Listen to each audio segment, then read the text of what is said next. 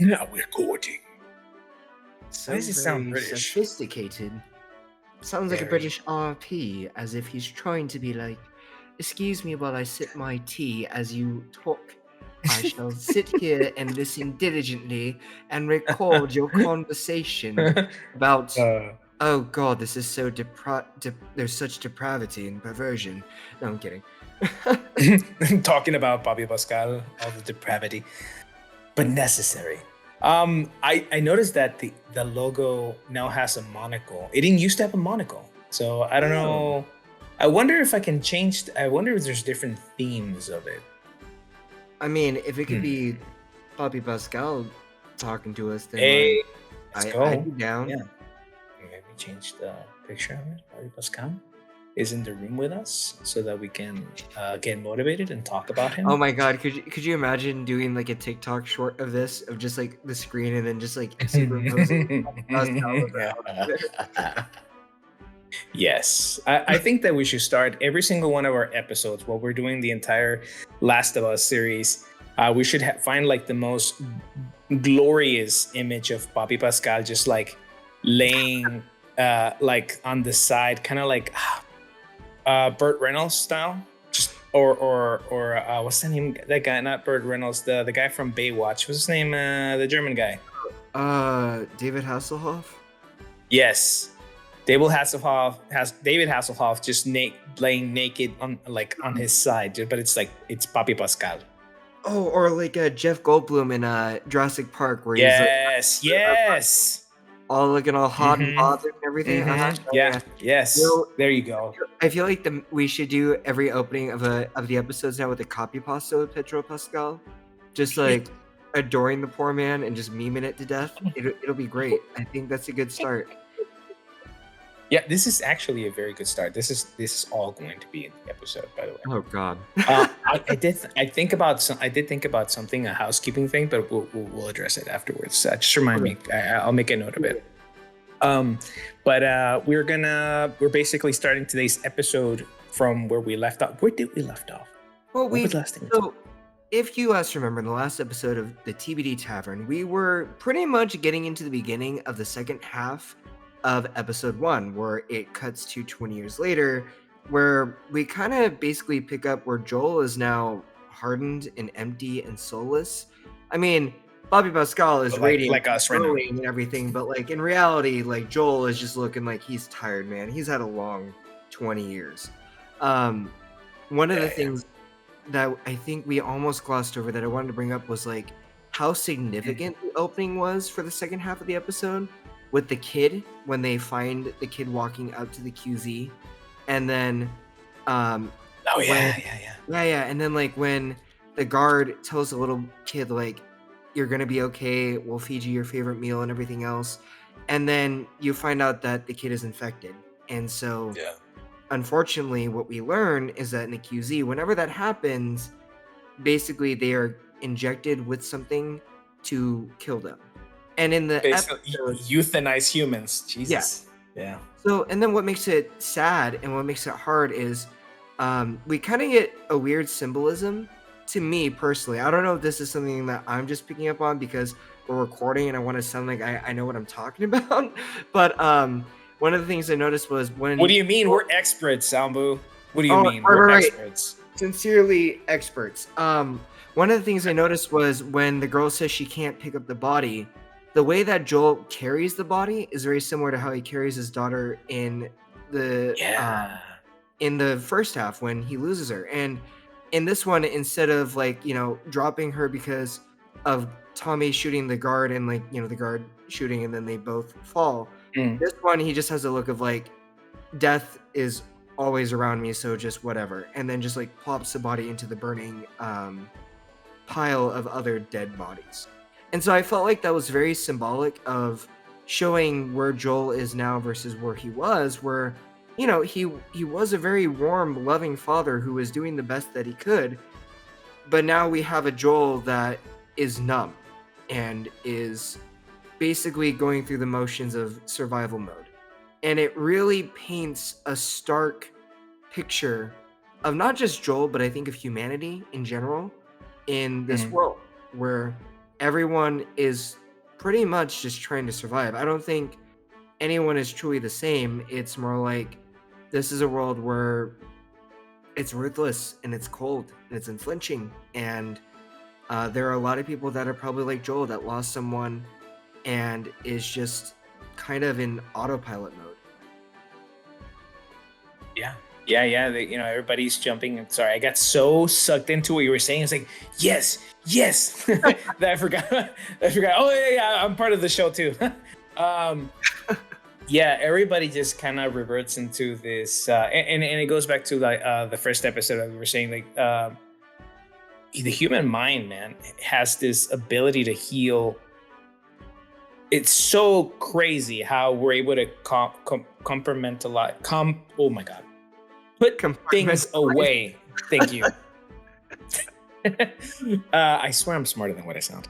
We're experts. Remember, 100% experts. Yes, guaranteed, certified experts here. Only S tier comments in this podcast.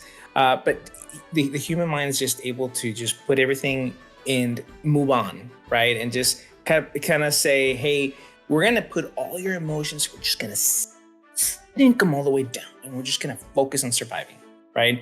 And I think that's what he's had to do for the last 20 years, right? That after his daughter died, Ellie, right? Yes, no, not Ellie. No, right? Yes, because we're experts and we remember names. Spoiler alert, though, for the future, that he does kind of become like his daughter, but we'll explore that as the podcast goes on. Well, as long as it doesn't go where the fan. Never mind, we're not going to explore that. No, Silver, come on. Listen. I'm just, it exists. It's out there. We know it exists. We're just not gonna go there. It's not this type of podcast. It's one of those like unspoken of like it just sits in the cellar of like the tavern. It sits there in like the moldy, musty little cellar of the tavern, and nobody comes to look at it. It's up there. It's up there. We know it's there, but it's always there, and we just can always leave it there. There might be some weirdo once in a while that asks for that bottle, but we tell him to get his ass out of here, right? And we just make sure that bottle's there still, but we also don't want to break it. It's just there. It's like the curse of holding on to it so nobody else, unfortunately, hears it or exposes it to the world, right? That's what we're talking. We will sacrifice ourselves, guys, and we will hold that bottle, and we will keep it safe, okay? And we're never gonna open it. It's there. It exists. Some dumbass decided to explore that. That's fine. Moving past. But yeah, and I was just rewatching right now episode 2, and I'm not gonna talk about it. But again, it's just I still don't know. I want to know where he found the strength to move past those 20 years and just keep going, man. Like I'm not one to say that self-deletion is an answer, and it never should be, and you should always ask for help. But this is a different type of world, right? This is a world where there isn't anywhere to ask for help. There is no therapy. There is no psychiatrist. There is nobody else to talk to but yourself to keep moving and to keep going. So like, where is this inner strength coming from? Or how has he been able to do it all the time, to the point where like you just said, right? Like I'm around death all the time, and he's just like burning bodies consistently. That seems to be his quote unquote legitimate job in society there in the QC. But he's just completely disconnected his entire humanity. I just don't know how he's been able to do it. I mean, I think in general, one of the things I'm going to speculate kept him alive was, even though he lost his daughter, he still had Tommy. And I think that shows later on in other episodes that Tommy was an anchor for Joel. Tommy, Mhm. like, even though Joel kind of was mentally checked out, I think mostly mentally checked out and was just going through the motions of surviving, because, the other part too is I think even in the most extreme of circumstances of like people dealing with heavy topics like that we've talked about, like self-deletion, there is that part of you that still wants to live, even though, like, because I think naturally humans are afraid of death, and that's a kind of Yeah. comes with the territory. So I do feel like he lost Sarah, and I know his world was shattered. You see it in the gut punch of that scene when he's trying to tell her it's all right, baby girl, and everything else. But I think Tommy was really that anchor into the world. And I think, you know, from what we know in the episode, Tommy isn't there in the QZ. But I think just knowing Tommy is still alive and wanting to find him, that's enough, just enough motivation Keep on to going. like keep going. Because as Mm. long as he has a reason to keep living, like Tommy, even if he's really just messed up and hurting and in pain, because I don't know if Joel really compartmentalized Sarah's death. I think he just kind of numbed himself to it all. I mean, the stories that you hear later in the series, I'm trying so hard not to like speculate further down because we're trying to keep it within like order, right? I Mhm. think see that like Joel never got over it. He just had to accept it and just kind of kicked into like I mean I guess it is compartmentalization in the sense of like he has accepted it and he's moved on because pragmatically speaking he had to, but I don't think he really moved on, which shows like in a later scene when he drinks himself to sleep, right? Like I think no Yeah. matter what, Joel is really not okay. He's really hurting, and for 20 years, his will to survive has been in conflict with his losing his world. So I do think that that's what we see is like he's surviving, but he wasn't really alive anymore. Um, Right. and that's what I got from Bobby Pascal's portrayal. Is like he's alive, but he's not. It's sad to Yeah. watch. Yeah. You said it last episode. He died back then, Mhm. right? Like Joel died when his daughter died, and now it's just like an empty shell. I think if I recall, that's what you said. I think so. um, but after the body burning, right? Because of course, they have to make sure that everything is quarantined and safe for everybody, and everybody's doing okay. Um, we can see him still trying to do his, just move on to do other businesses, right? That he's like doing with the guard. Um, I think he's selling drugs. He Yes. became a drug dealer apparently. What was it? Was it just painkillers? I think it was just painkillers, right? Or He was fentanyl? trying to Wow. help him sleep, right?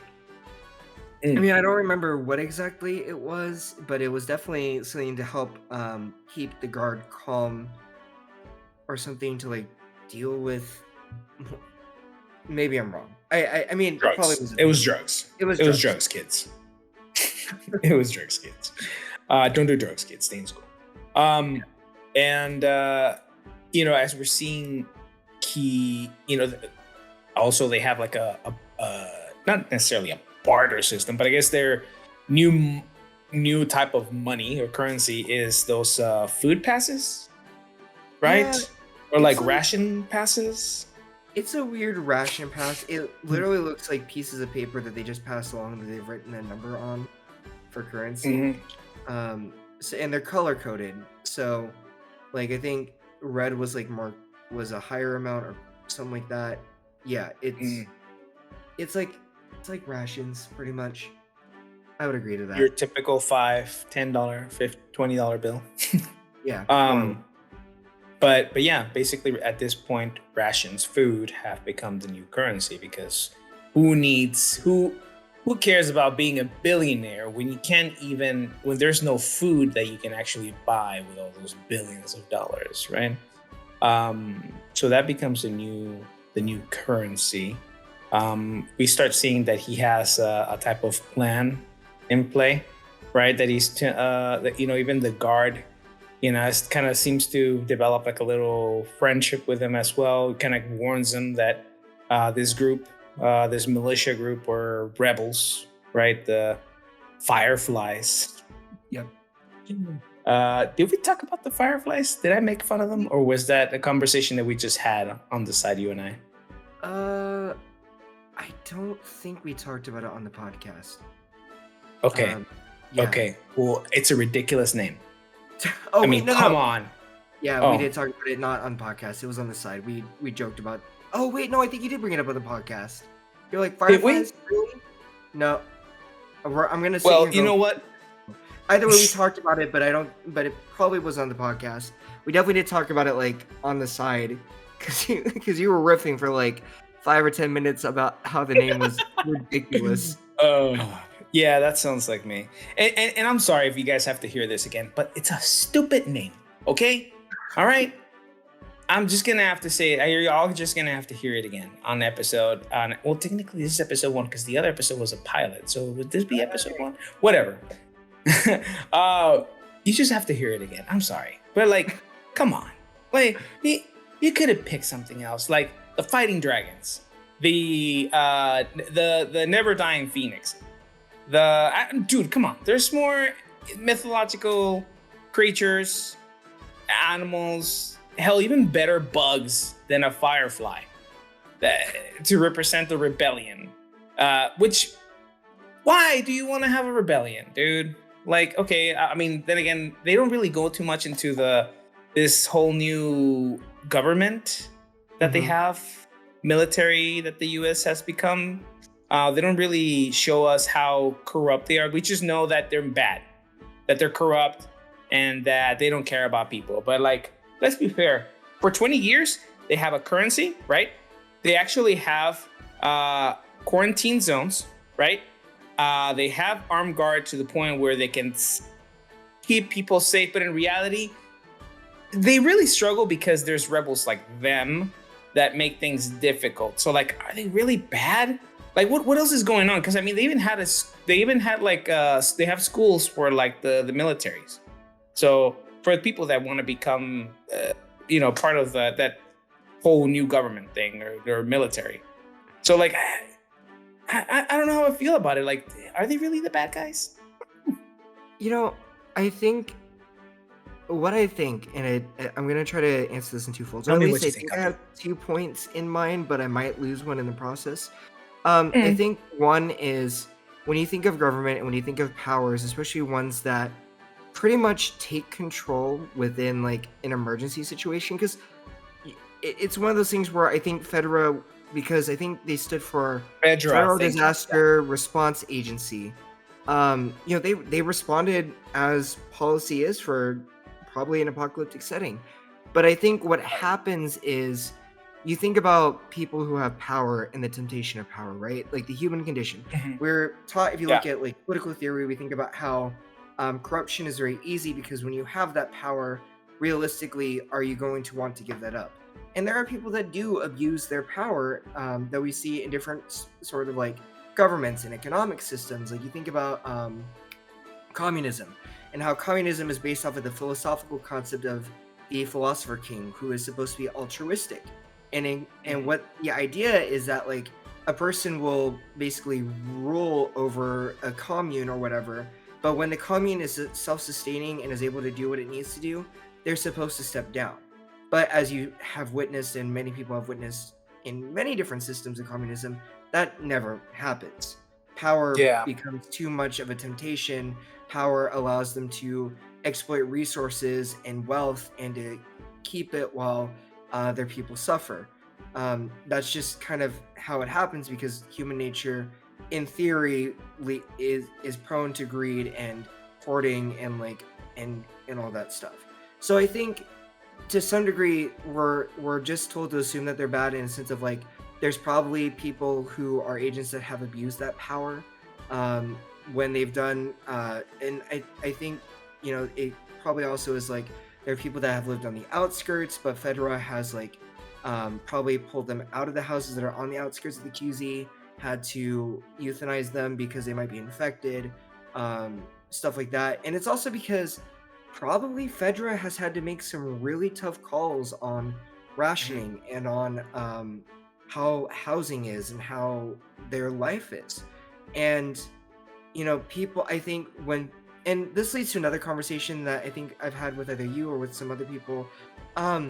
People, when they find something they think is oppressive by nature, and in this case, Fedra could be oppressive. There's always the idea that you are all like, I feel like rebellions often fight for an ideal, but then they don't know where to go next afterwards. Like, you could say, yeah, Fireflies are trying to liberate QZs and trying to protect people because Fedra pretty much has all the guns and they have all the armor and they have everything else, and it looks very oppressive and it is controlling. And Fedra could very well be a corrupt system by now because it's been 20 years. They don't really have over. Fedra is pretty much working in different pockets, and who knows how each QZ works with the top person in Fedra. But the question really is for the Fireflies, and I feel like in general, any show that you watch of a revolution, it really does become a question of what do you hope to gain after the QZ is liberated? What's next? What do you do? How do you take care of the QZ? How do you help the people get what they need? How do you embody the ideals and the philosophy in which you're coming in storming to like for the people? Like you're selling a belief, but do you know what the next steps are? And oftentimes what you think we see with the Fireflies, and I think this is what the show and what the game does really well, is like the Fireflies are enemies also for the very reason of we don't really know how much they stand for. All we know is that they want to quote unquote liberate places, but we don't know what that really means. We don't know what the consequence of that is. And we don't really even know if Fedra is that bad of a group. We don't. There's a lot of implications and assumptions. Yeah, and we saw already, even within the Fireflies, when oh god, I forgot her name. Marlene, the main lady, she has this whole back and forth with one of her like lieutenants or the other people in charge, right? You can already see there that humanity of like somebody always wanting to be in power, or like things should be done in a different way, or there's this like miniature like struggle of power that she has there with some of the members. And I mean, she rails them in eventually because she's a hard ass. So that's, I mean, I'm sure it's something that she's had to learn to develop as a leader in this type of world, right? But again, showing, right, Fireflies are also could be the bad people, because like that girl is like, well, we're a rebellion. It's like, we're a rebellion for like years now. Like, it's no longer a rebellion. Like, what the hell are you even fighting for anymore? She just wants to keep on going. I was like, dude, how many lives are you willing to how many lives is it going to cost for you to finally say, you know what? No, we're done here. Like, we're not going anywhere. We're not going to be able to beat Fedra. We're like, what are we really trying to do? Right. Yeah. It again adds to the point. Are the Fireflies good? I don't know. Well, and I also question when you put when you're lost in the darkness, look for the light. Like, the Fireflies are obviously trying to say that they're the light, but my question is, are you the light if, and for example, in the scene when Tess finds out that she's been betrayed by the dude who Joel's trying to get the battery from, that bomb happens, and then what? Innocent people die because you bombed a space, and you're justifying that as a way to liberate the city? Like, I understand that revolutions can oftentimes be, they sometimes are violent, and there's sometimes cruel, unnecessary measures and collateral, but like, when that happens, I felt like, to me as a viewer, I felt like it showed just how the Fireflies don't really have much of a plan. Like, you're bombing that space and what comes of it. And I like how you see that struggle with Marlene and with her subordinates who are like, we should do more. We need to do more of this. And then Marlene's like, or I think there's more questions about like what they're doing exactly, and I like that that's what happens, because like I do feel like when you are fighting a battle, and if you don't know what your motive is, what your reason is, and if it's some just, platitude, empty platitude, like you start to see that fray a lot. And when you can't answer that, I do think it becomes a question of like, what exactly am I doing? And does it really help people? Does it really build what we're looking for? Because, tying back into the theme of the series, which has been like relationships and connection, like how disconnected are people from the Fireflies, really, Yeah. and all that. Like, are you that disconnected to where you think you're doing the right thing, but it also means sacrificing the very people that you're trying to liberate? And are Yeah. you really connecting to them and really speaking out to what they need? And so I think it Yeah. kind of just throws that in of like, what is the Fireflies' intent and purpose? Right. I mean, you can't call them the party of the people, right? Yeah. Because what we just said. Granted, the people that they killed, they're horrible, they're bad guys, right? But it could have been innocents, right? That explosion was completely random. It was by luck. So it could have been a family, right? So you can't really call the Fireflies the party of the people, and Fedra, not really either, right? I guess. I mean, the thing is, again, why not? The only bad example we've gotten for Fedra has been that one guard. But I mean, all he wanted was some drugs to kind of like just keep going, because life sucks, right? Like especially the life that they're going through. So like, I haven't really seen anything bad that Fedra's done, or like I don't know if I never got to finish the game, so I don't know if like maybe the game does a better job explaining how they're corrupt and how they're the bad group. But so far, to me, the Fireflies have been much worse, because they're actually killing people at random. Yeah, I mean, I don't remember the game that well because I played it eons ago. I played it back when it was first on PlayStation 3. So I admit, like, my remembrance of the game is not as versed as obviously the show because it just came out. But I don't think it's really explained. I think the game tries to do the same thing as the show is intending, which is the moral ambiguity. Because I think what the show does really well is shows kind of like there's no real black and white in this situation. It's really morally gray. Like it's kind of like, which one do you take more, the grayer pot of like the weird soup that you've been questioning for probably the past few years and wondering why am I still eating it, or do you take the kind of shinier gray soup that's like, I mean, it looks pretty, but I don't really know what's in it, and I don't even know if it's poisonous, and which one do I choose? It's kind of like, this is a world of ambiguity. There really is no clear right or wrong. There's no absolutism in this world, which granted later on in the series we see somebody else who's like more, you're like, oh no, he's terrible. But like in general, like you don't really know who's good or bad. Objectively speaking, there may not really be anybody who's inherently bad. I think everybody to some degree has some good intentions, but they may be the bad guy because of what to try to push what they believe is the right. And I think, I guess, in unison, everybody's just trying to survive, no matter what it is, in their own way. What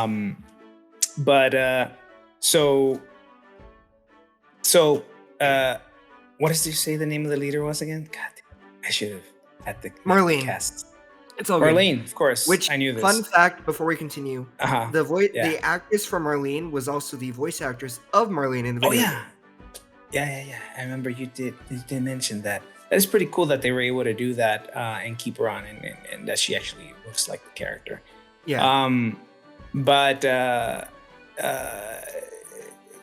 She so sorry, because there's like so many things because I was trying to remember the conversation we had about how much did she tell Ellie about what her role was. So basically, she goes into the room after basically telling her subordinates to shut up and just do what I say, and then has Ellie count to like 10, but she goes by Veronica or something because she's trying to lie. about her name, and then because she doesn't really know the extent of how Marlene knows about her, or Yeah. how much she knows about her. So she's like, count to 10, do all this stuff, and then she does the like 1, 2, 3, fuck you thing. And she's chained Yeah. up, and she's like, I want to go home. And Marlene is like, you can't, because pretty much like your purpose is too important in this world. Right. Yeah. Even to the point where I remember she says, "Oh shit, are you my mom?" It's like, do I look like your fucking mom? I'm gonna Yeah. say no. But yeah, they. Who knows what they talked about after that? Because the next scene is, Joel and Tess trying to basically understand that they're now in the situation where they have to go get this battery that this dude screwed him over, right? Yep. And that kind of is what brings them all together, because they found out that she was also trying to screw over the Fireflies over the battery that was apparently no good, right? I think it was it was a dud battery, and he was trying to sell it to the Fireflies, which turned into a gunfight within the very building that the Fireflies were in, which was going to draw Fedra agents over there, because smart. Yeah, super smart. Which ended up with him having a hole in his head, and I love how Ellie gets chucked to the wall when she tries to go for Joel, and Joel's like, yeet, and just like, I don't know if it was like on purpose or it was like one of those things that like they just roll with it because it happened in the scene. But I don't think it was like even like a stunt double. I think like Papi Pascal literally like yeeted her into the fucking wall. It looked like a good tackle that she did to the wall. To me. I want to see the cuts to see if actually that's legit or not, or if that was like a. Well, yeah, you do that, and real quick, I'm just gonna touch on the thing that we were talking about being. So, one of the things I found really interesting as I was rewatching part 2 today to get ready, because I was under the impression we were gonna talk about part 2, and then there was the whole like, are we talking about episode 2? We're getting back into episode 1.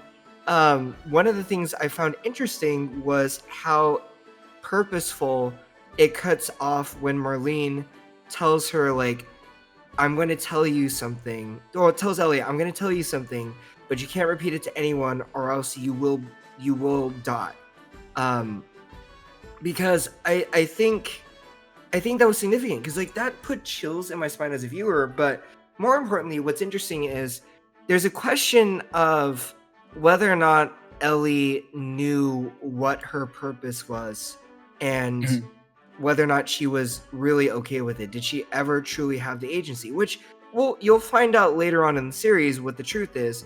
But I like to think and hypothesize, in my view, that Marlene told Ellie that she was immune and she could help develop a vaccine, but I don't think she told her the extent of what was going to happen. So I think to some degree, Marlene lied to Ellie, as in like a lie by omission. Like she told her half-truths. But it kind of adds more to how Ellie, in the episode when it happened, she's kind of like, I was okay with it, because I think she understood to some degree what was going to happen, but she didn't know she was going to, potentially die. So I do think that the conversation, even though it's cut off, it is implied that Marlene does tell Ellie to a degree, like, this is what your purpose is. This is what's going to happen, but you can't tell people who you are or what you are, because like, imagine, if you will, right, that like, if somebody were to find out that you were immune, you've been bit, you are not turning into it, people might do some weird shit to like try to become immune also. They might try to kill her, take her blood, they might try to chop her up and eat her. Like, I can imagine them. I mean, I'm not trying to be too grisly, but you can imagine the way that the human mind would try to think of like, how do I specifically become immune? And it's like, Marlene was right. You will die, because if people find that out, then they're gonna basically try to take her life to make sure that they're gonna survive. So I do think that Marlene had to give her something to indicate why she needed to go.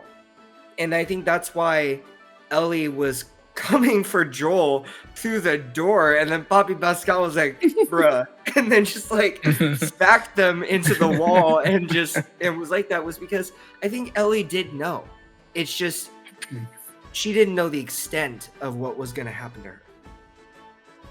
Yeah. Because you said like you said like she just it looked like she just got a bunch of half truths. Because who's gonna tell her that you're gonna die? We're gonna dissect your brain, you know.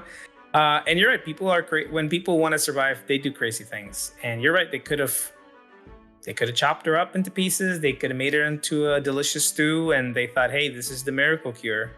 But ignorance will make people.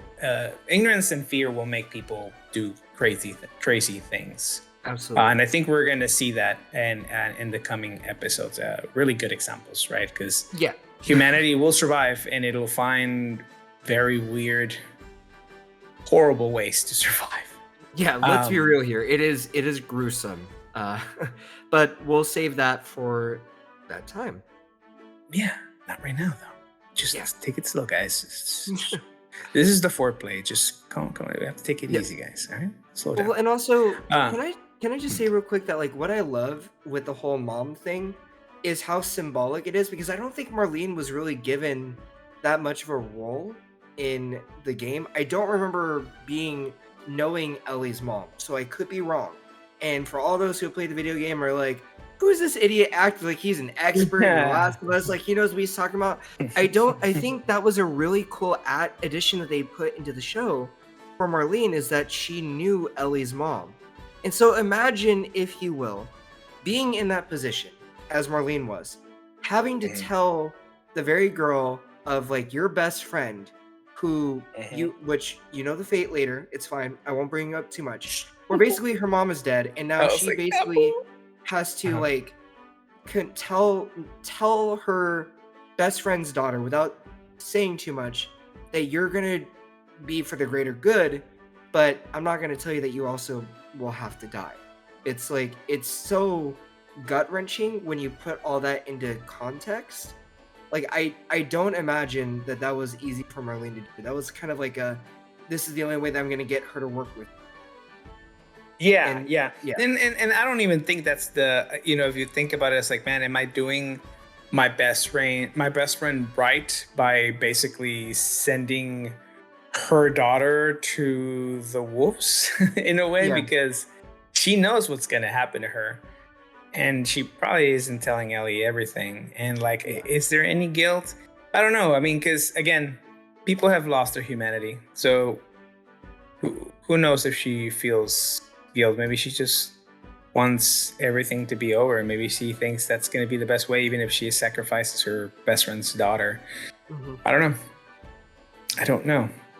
And then so they head out, right? They make a deal. Hey, go do this job, I'll get you the battery, right? They're kind of like iffy about whether they're going to take this job or not, Tess and Joel, because they don't know anything about this girl. All they think, right, is that she's some VIP's daughter. That's what they think, right? And that they're going to get paid for it, and they'll be able to then go look for Tommy, because that's been the long-standing plan of what needs to happen, because that's what Joel needs in order to stay sane and not lose himself any more, or I guess just stay alive or have a purpose in life. But Joel's like really suspicious of everything. Like, he just doesn't trust anything anymore. Obviously, Tess is the one that manages him. It's like that pit bull. I can't say pit bull. Pit bulls are actually very gentle animals. It's like a very rabid creature. That's what Joel has become, and Tess has become like the gatekeeper to it. But I wonder where all the. Well, I mean, I guess in 20 years, just having to survive, he's probably had to deal with the worst kind of human out there. So I was just wondering, why are they just so suspicious of this one girl? And like, all they have to do is get her out of the QC into this one place that's even within the same city. but I mean, like, what's the rush in trying to find Tommy? Oh, because we skipped over the fact that they lost contact with Tommy. We did, yeah. That's why he was rushed. That's why he was rushed. Okay. I was like, why is the rush again? To jump back, let's pretend like we're rewinding. Like, because we're experts, we can do that. Yeah, of course. We are also wizards of time, and we can. Anyway, I'm gonna drop that joke. We see the moment where Joel kind of just cuts all these people in line and just like says, "Where is Tommy?" Because Tommy has cut off contact with Joel, or at least we don't know. Maybe Tommy went missing, or maybe he did cut off contact with Joel. Whatever the case may be, Joel is like, "I need my brother back because I need that," and that kind of ties into why, like, in the beginning with the whole fire burning the body, we also see him taking on another job. Is he's just trying to raise money for this battery that was supposed to work, to get a truck, to go to Wyoming, to find his brother because his brother has been missing. And so that is why he's pressed, and that leads to him basically like arguing with Marlene about taking the girl as she calls her, quote unquote, cargo. Because he's like, I don't want to deal with this because like I've got other stuff I've got to worry about. I gotta find my brother. I don't care about this. Like, whoever this girl is to you, she's not that to me. And I don't deal with human cargo because that alone gets complicated, especially as a smuggler, trying to navigate outside. Like, you don't know how this person is. You don't know if they're infected. You don't know if like they can handle being out there. You don't know, like, and when you're dealing with freaking infected, any mistake could be SOL for you. You could die for one small mistake. So that's why when Joel's just like basically trying to be like, no, we don't need, it's like, I get it. Because why would you want to add that wrinkle to your plan? Even if somebody pretends to, says that they're offering you like everything you need, the truck, the gas, food, whatever. Like, I don't trust you. I don't know you. And Marlene knows you're going to do everything you can to convince me to do what you do that you clearly cannot. And that means, and I imagine, maybe she's lied to him before, or he's like manipulated the situation, or maybe he's lied to her. Whatever the case may be, like, there's contention between them where it's like, I don't trust that you're going to give me what I need, so no thank you. Like, I don't need this job. Yeah, because I mean, he's probably thinking, well, it's fine. Screw it. I'm just going to like steal a battery from, Fedra, because they have some working vehicles from what I remember seeing on the film, the series. So that would probably be the only other option, since he already has like a connection with one of the guards. Maybe that is probably what he's thinking his angle is. It's like, screw this, I don't need this extra, like you said, because anything can go wrong. I'm just gonna go through this other way and get the battery, and then let's just keep going, because I don't need this extra adventure. Basically, I ain't Frodo, bro. All right, I ain't gonna carry this ring all the way to Mordor. I just want to go get my bro. All right, I just want to go get my brother. Let's move on. But I think Tess can see that there's more going on, right? By the way that they're taking care of Ellie. I don't know, Tess to me comes off as like a very, and it's often women that are very instinctual, right? I don't know if like it's like some weird extra sense that women have or whatever, but she just can tell that there's something special about this one specific job, right? And that, yes, it could be dangerous. Things could go south really quick, but it's important, right? And I think that's why she tries to also turn it around to make it work, right? And to figure out and for them to take on this job. But yeah, I think that's pretty much episode 1, right? Well, they leave the city. So basically, to kind of get to the end, Tess and Joel agree to take Ellie, but he's like, all right, listen, if you don't give me the supplies that I need when I get there, Ellie's dead. He's like, let me throw a little wrinkle into it. I'll agree to like take her for you if you really need it, but she'll die if I don't get what I need, which I think is interesting as like the kind of like Joel's best way of compromising. But I also do think that Tess has an important part in like knowing how to handle Joel where he's at. The thing that I love Mhm. about their relationship, their dynamic, is like Tess doesn't try to change Joel. She Yeah. just tries to understand and work with what she knows of Joel. And like you can tell that she cares about him deeply to where she's like she doesn't try to like change him, try to make him into something that he's not. She tries to work with what she knows of Joel and knows how to clearly talk him down from places when he's either really angry, like when he finds out that she got beat up, or situations like this where he's clearly saying no, but she's like, there's a lot we should take the chance if we can get what they provide. And then what Mhm. happens is they decide to wait until the nighttime to go, so it's easier to get out. What we know is that Ellie is kind of like snooping around in his apartment while they wait, and she finds the Billboard Oh, book with yeah. the music, the codes for I Yeah. believe Bill and Frank, where it's like if it's a song from the '60s, they don't have anything Mhm. new for him to get. If it's a song from the '70s, it means that they do have new. And then Right. any '80s music is like trouble. Um, Mhm. and so then we and then it kind of just leaves it at that. They wake up, they go out in QZ.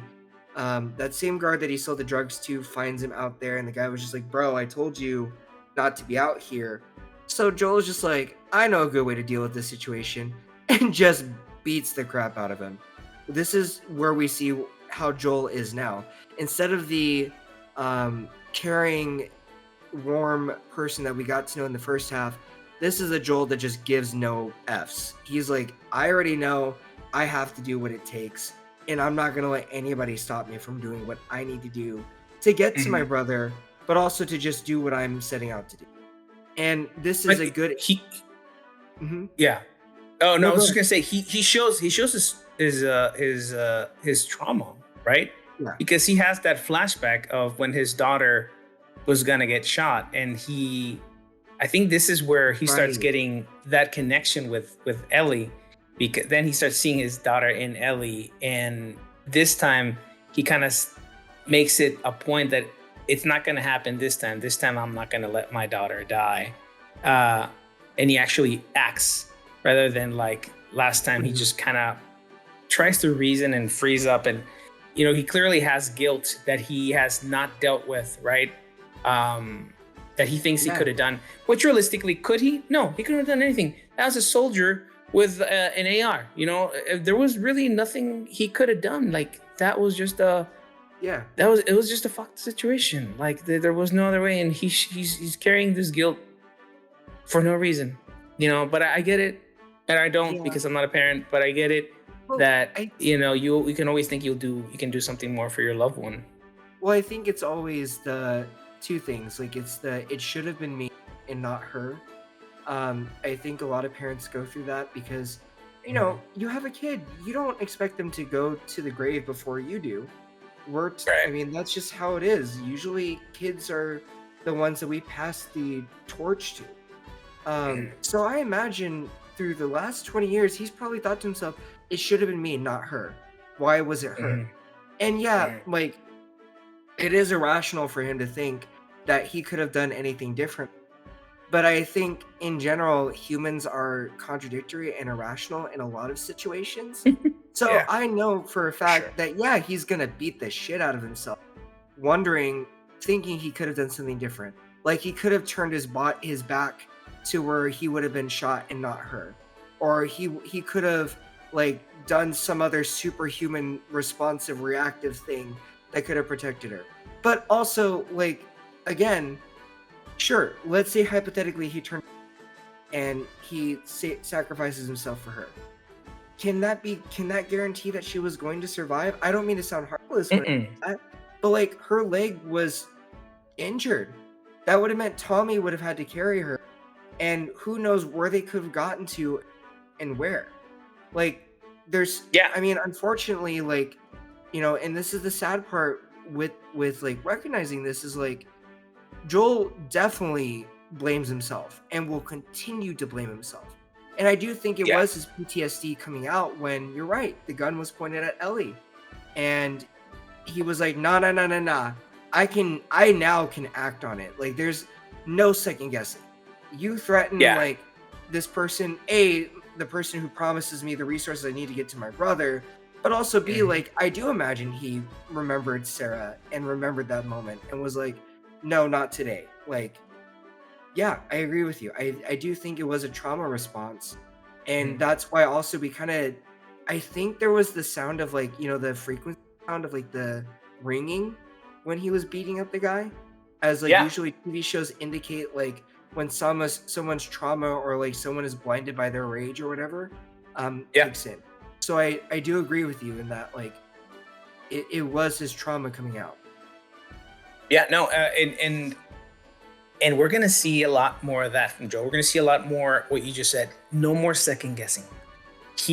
Everything he has been doing, and everything that he's done on this first episode of The Last of Us, and that we've already seen, there will be no more second guessing, and it's all because of that same trauma, which is again. And I said it on the first episode, in this type of world, you don't have time to second guess, because a second, 2-3 seconds of second guessing yourself costs you your daughter, costs you a loved one, it costs you your life, right? So he now no longer second guesses. He's like, this is the best thing to do. I'm gonna do it. Does it? The end. Yeah. He just completely kills his doubt. And I think that's what makes Tess so incredible, aside from beautiful, is that she is able to channel his trauma in a positive way. And yeah, they complement each other perfectly because of that. But yeah. And The I Last think of Us. And then also, I think in the final part of this episode, they learn Ellie is immune because infected. the soldier does that too. Yeah. I think the other reason why the soldier points the gun at Ellie is because of the testing that the test. It does. It goes off. Yeah. It turns red. Yeah. Yeah. And so then Ellie has to tell them, or green, whatever. She's. I think it's red. Green is you're safe. Red You're is good. like you're infected. Yeah. And then that's when after Joel does his little punch happy moment, Ellie has to tell them, I was bitten, but I'm not infected, or I'm not turning because it's been 3 weeks. Like, she makes sure to let them know, like, it's been a few weeks since I've been bitten, and we know that you turn within like I think a day or like 8 hours is when a couple of hours. Yeah. So now they're like, okay, now the stakes are definitely raised, where not only do we just murder, but if they find her and it's like game over. That's the other reason why Marlene says, if people know you're dead, is because if a federal soldier finds her, she would also be killed because she pops off on the machine.